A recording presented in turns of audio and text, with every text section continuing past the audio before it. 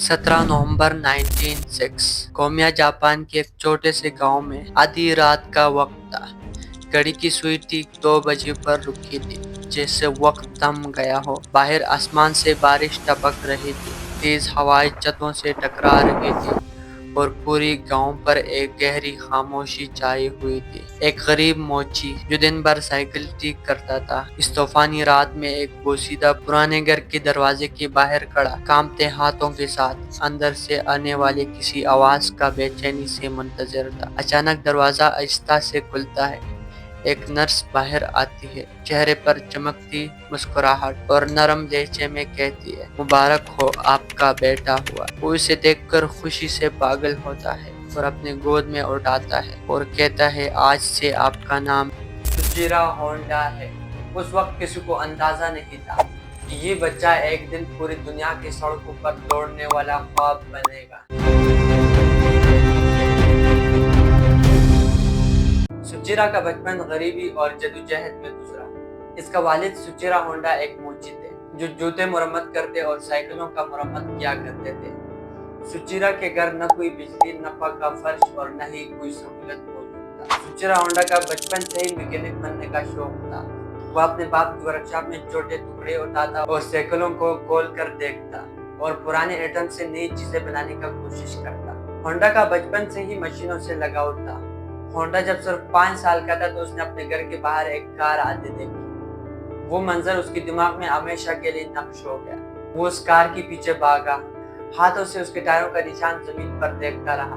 उसी दिन होंडा ने कसम खाई कि वो दुनिया का बेस्ट कार बनाएगा। सिर्फ 15 साल की उम्र में वो घर से भागकर टोक्यो चला गया। वहाँ उसने आर्ट शुकाई नामी गैराज में जॉब शुरू की। बगैर सैलरी की काम, सफाई, तेल साफ करना और सीनियर मैकेनिक का सामान पकड़ना, और यहाँ तक कि उसे बेबी सिटिंग पे भी लगा दिया गया।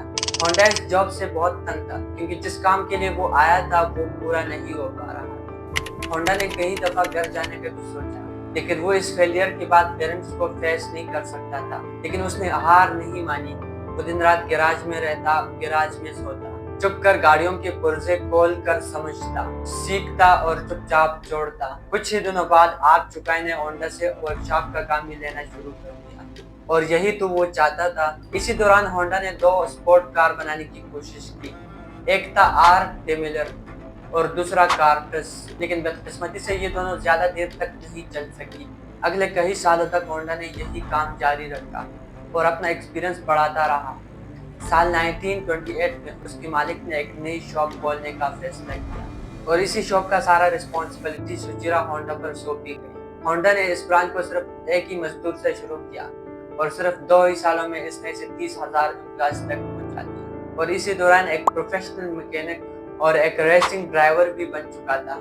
साल 1936 में होंडा का एक खतरनाक एक्सीडेंट हुआ और इसके दोनों बाजू इंजर हो गए। कई महीनों तक वो घर पर पड़ा रहा, लेकिन आखिरकार दोबारा उठकर खड़ा हुआ और अपने मालिक से कहा कि वो पार्ट्स बनाने के लिए एक अलग कंपनी ओपन करना चाहता है। लेकिन इसके मालिक ने ये आइडिया कंप्लीटली रिजेक्ट कर दिया।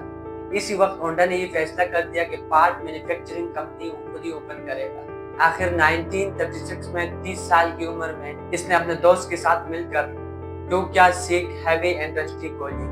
वो दिन के टाइम इसी जॉब पे जाता और रात को अपने ही शॉप में कोशिश के साथ लगा रहता। कई महीनों की मेहनत के बाद इसे कोई कामयाबी नहीं मिली। क्योंकि इसके पास कोई एक्सपीरियंस नहीं था तो इसने एक यूनिवर्सिटी ज्वाइन कर दी अपने नॉलेज बढ़ाने के लिए, और कुछ टाइम बाद उसने अपना खुद का एक इंजन बना डाला। लेकिन बहुत सी कंपनीज ने इसे रिजेक्ट कर दिया, लेकिन होंडा ने हार नहीं मानी। उसने अपने स्ट्रगल दोबारा से स्टार्ट कर दिए। उसने कई फेलियर्स फेस की, कई कंपनीज के साथ जाकर मिला और आखिरकार एक नया इंजन बना डाला, और इस टाइम ये कामयाब भी हो गया।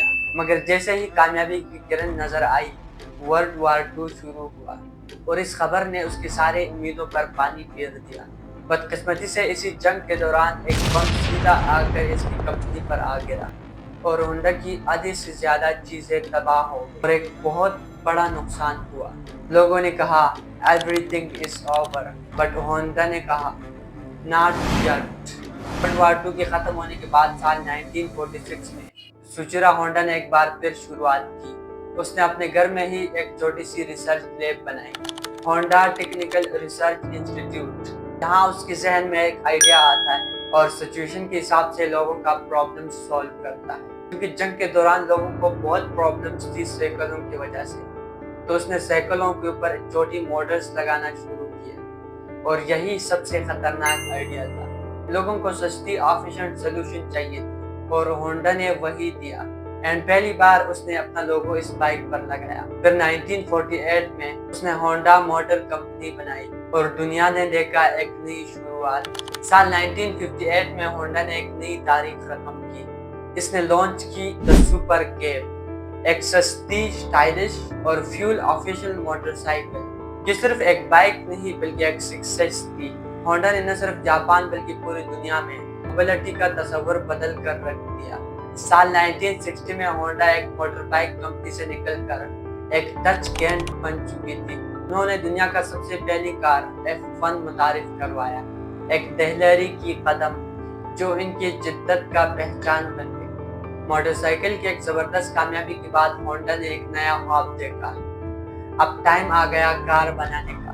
سال 1963 میں ہونڈا نے 2 گاڑیوں سے اس خواب کی شروعات کی، ایک چھوٹا سا ٹرک ہونڈا P360 اور ایک سپورٹ کار ہونڈا S500، لیکن اس دونوں کارز نے وہ کامیابی حاصل نہیں کی جس کی امید تھی۔ یہ ایک سخت حقیقت تھی کہ گاڑیاں بنانا موٹر سائیکل بنانے سے کہیں زیادہ پیچیدہ، ایکسپینسو اور خطرناک تھا۔ دنیا نے کہنا شروع کر دیا، تجھ سے نہیں ہو پائے گا، مگر سچیرا ہونڈا نے دل میں کچھ اور ہی طے کر رکھا تھا۔ وہ نہ رکا اور نہ ہی جھکا۔